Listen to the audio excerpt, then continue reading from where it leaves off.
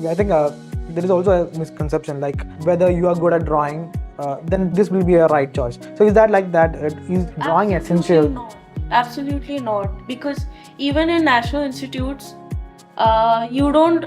Yes, drawing is a fundamental skill for communicating your thoughts.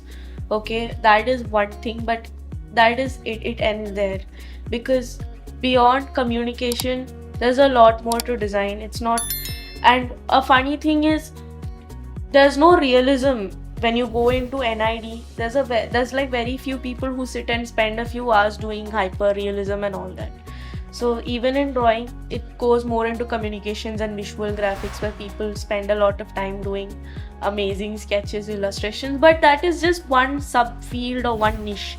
If you're not good at drawing, but if you're a creative, there's a lot of fields you can go into within design. There's user experience, there's industrial design, there's design research methodologies, there's anthropology, there's a lot of things where you can dwell in, and has a lot of scope as a career choice, which people are not aware of, because it's not just illustration that we do.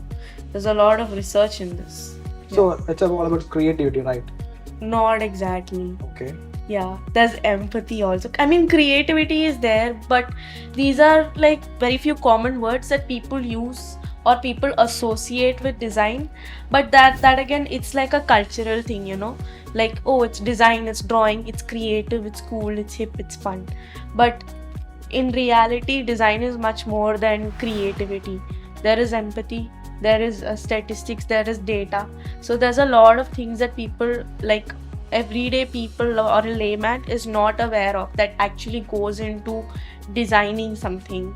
Okay, be it a poster or be it a product or be it a system design is again a field that people are not even aware of that it exists, but it's such an amazing field with so much scope in the industry.